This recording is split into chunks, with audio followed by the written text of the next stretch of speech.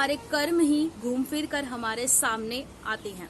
और सियासत तो वो नशा है जहां पर कब किसकी सियासत पलट जाए, कब किसकी कुर्सी किसी और के हवाले पहुंच जाए, कब किसके सियासी समीकरण बिखर जाए, कहा नहीं जा सकता। आज जो महाराष्ट्र में देखने को मिल रहा है वो पहले भी होता आया है। शरद पवार महाराष्ट्र की राजनीति में काफी पुराने धुरंधर माने जाते हैं, लेकिन आज जो उनके भतीजे ने उनके साथ किया है, कभी वो भी दूसरी पार्टी के नेताओं के साथ कर चुके थे। शरद पवार ने भी कभी बगावती सुर अपने दिखाए थे, बगावती विधायकों के साथ उन्होंने सीएम पद की शपथ ली थी। तो शायद उनके इतिहास में किए हुए जो तथ्य थे वही अब उनके सामने आ रहे हैं। शरद पवार के इतिहास, सियासी इतिहास को समझने के लिए कुछ सालों पीछे जाना पड़ेगा।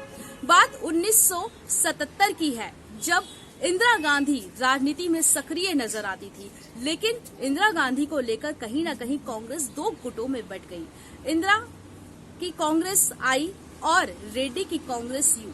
लेकिन उस समय शरद पवार एक युवा नेता माने जाते थे। अपनी रणनीतियों को लेकर वो सभी के पसंदीदा माने जाते थे और अपनी राजनीति की सक्रियता को बनाए होते हुए उन्होंने जो रेड्डी की कांग्रेस थी उसमें पार्टिसिपेट किया और कहीं ना कहीं उसको लेकर वो महाराष्ट्र में भी एक्टिव नजर आए।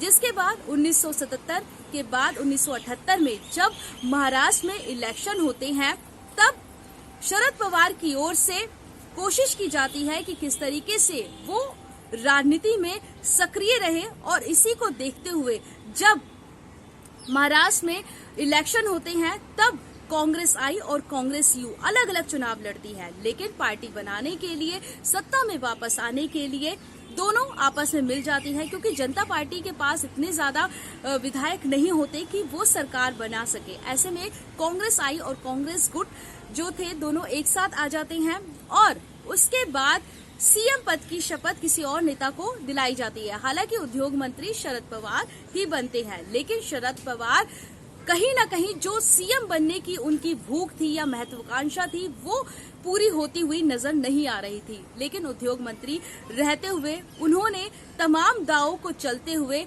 तकरीबन 4 से 4.5 महीने के बाद सियासी समीकरण ही उलटफेर दिए और कोशिश की कि वो जल्द से जल्द सीएम पद की शपथ ले ले।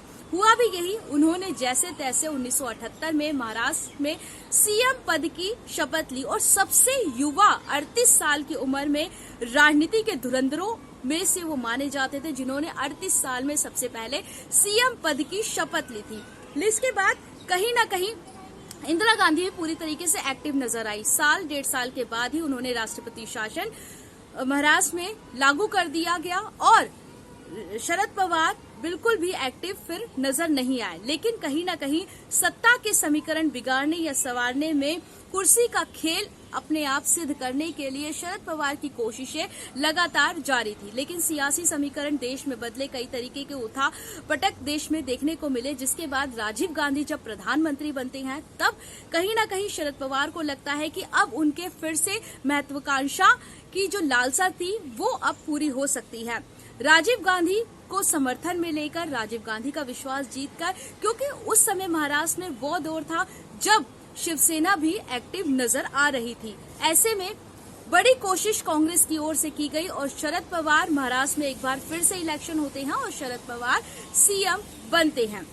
हालांकि जैसे तैसे अब सरकार चलाई जाती है, लेकिन कांग्रेस में होती हुई उठापटक के बाद शरद पवार की कोशिश अब ये रहती है कि सीएम पद के बनने के बाद वो प्रधानमंत्री कैसे बने, क्योंकि 99 का दौर वो दौर आता है जब कई जो क्षेत्रीय पार्टी होती हैं उनको समर्थन मिलता है, कई जो क्षेत्रीय पार्टी होती हैं उन्हें लोकसभा इलेक्शन में ज्यादा से ज्यादा सीटें मिलती हैं, जिसका फायदा उठाकर शरद पवार भी अपनी महत्वाकांक्षा पूरी करने का जोर देते हैं और अब उन्हें प्रधानमंत्री बनना था। लेकिन जब सोनिया गांधी सक्रिय राजनीति में आती हैं तो शरद पवार को लगता है कि अब उनके प्रधानमंत्री बनने का रास्ता साफ नहीं हो पाएगा।